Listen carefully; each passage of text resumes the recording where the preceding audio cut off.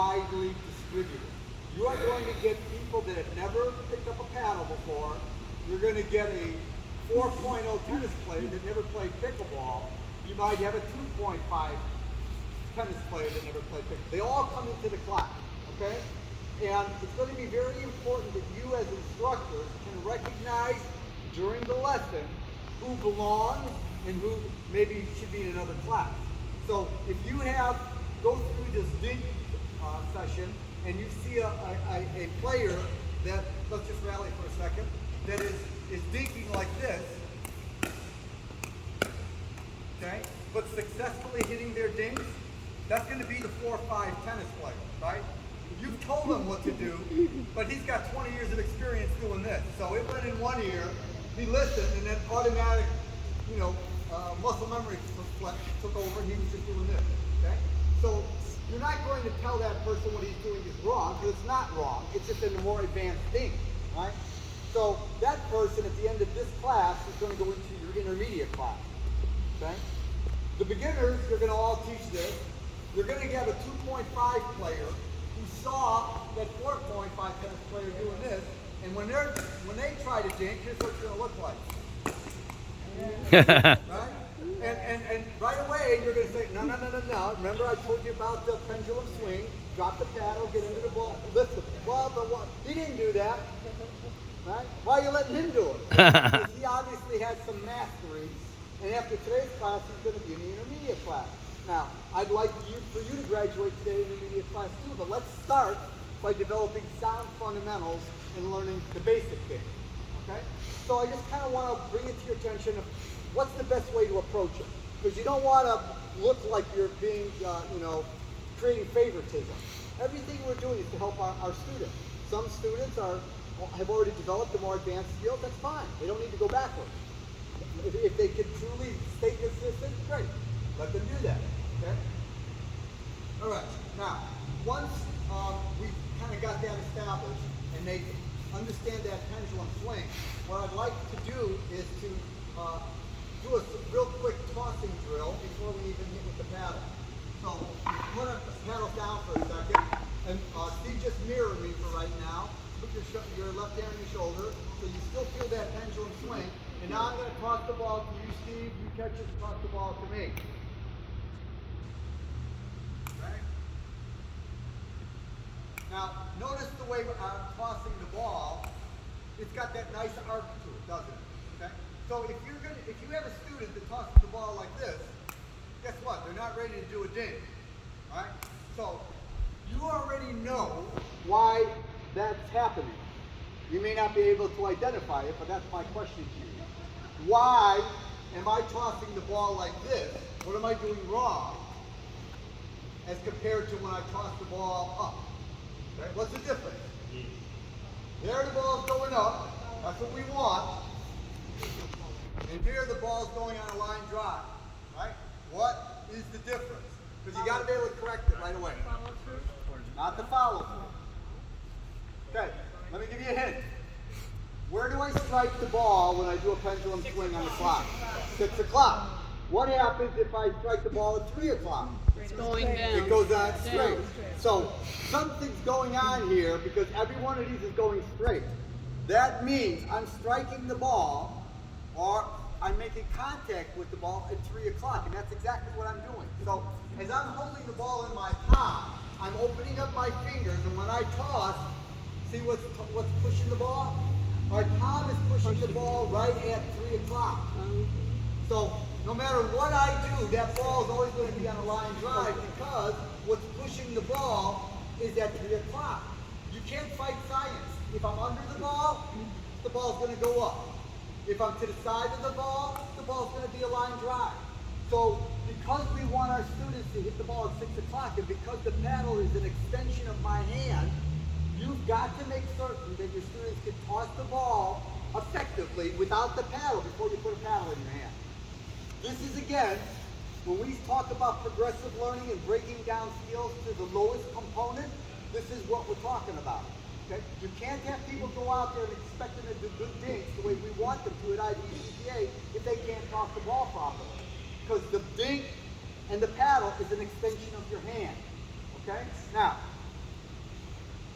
Steve, grab your towel. I'm going to have you dink. Now, we're going to start with all of you doing your ball feeding. Okay? Now, when I ball feed to Steve, I'm going to just do a toss. So I'm going to emulate a dink when I feed the ball. So I'm going to toss the ball. I'm going to make sure it's up. It's going to be in Steve's strike zone, so he should be able to step in, or if it's a little bit further, he'll stay right where it's at. What you do not want to do, okay, let me emphasize, what you do not want to do is this. Now you would be surprised at how many high-level coaches are doing just that. Now, could Steve get that? Sure, right? Could other, 4, 5, 5, 0 pros do it? Of course, because they can take that ball on a half hour. But is that the way we want to teach? No. We want the student to have time, and students will effectively mirror what they see. So if you toss the ball nice and high, Steve will step up and he'll do a dink in the same manner. Okay? So start out first by doing a couple of tosses, then you're going to go to a single ball feed. Now I want you to see the way I feed the ball. This is important. I'm presenting the ball in the paddle. Okay? There's some simple things that we all take for granted if you've been playing sports for a while. Tracking the ball is an acquired skill. If somebody's never played and you just hide the ball and do that, they're not going to be able to get to it. They're going to react too late. Okay? So by presenting the ball and the paddle, you're assisting them in their visual acuity to watch where the ball is going. Now watch how I'm hitting these balls when I feed. See how that feed went up? Just like my toss, correct? Didn't that look like my toss? And it also looks like what I want to see when I dink.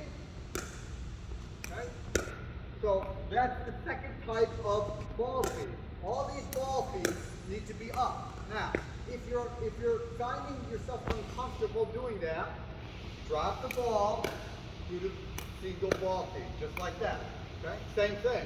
Drop the ball, lift the ball. You got to make certain that every feed simulates a dink, because this is going to assist your students to get the same dink coming back. Okay? Eventually, once they get it, you're going to be doing rallying. Okay? So then you're just going to be back and forth.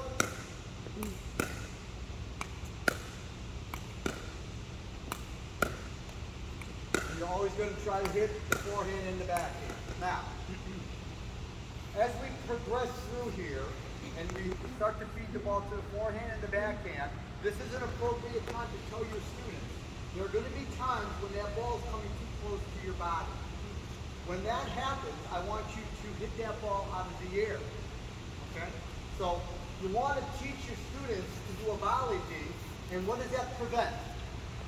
Remember, we talked about it. It prevents stepping back, or it prevents hitting the ball like this, being on your heels and hitting the ball by your side.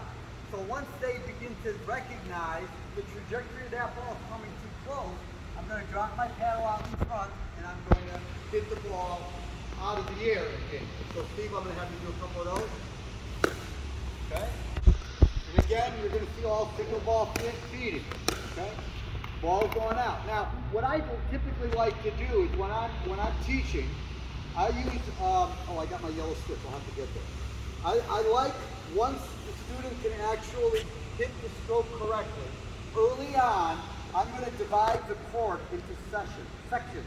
And I'm going to tell the student that a down the line dink is this box right here. I'm going to give them a pretty tight target for them to aim for. If you just leave this open space, people get sloppy. If you give them a very specific target, their focus is improved.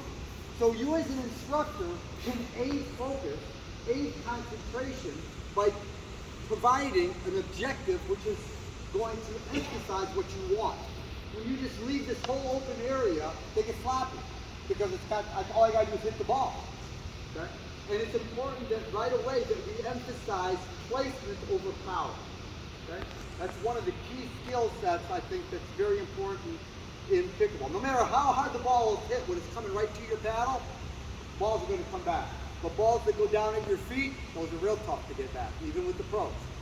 Okay?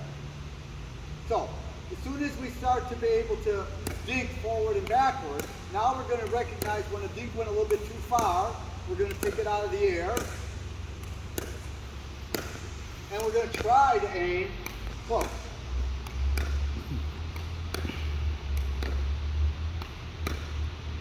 Okay, so we're going to work on cross court as well. Same thing, we're going to have the same kind of pendulum swing, finish in the ready position, lift the ball each and every time.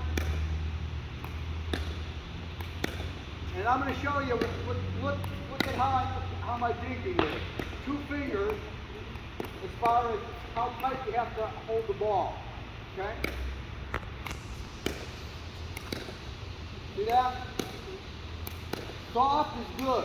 Soft hands create good dinks and good feel.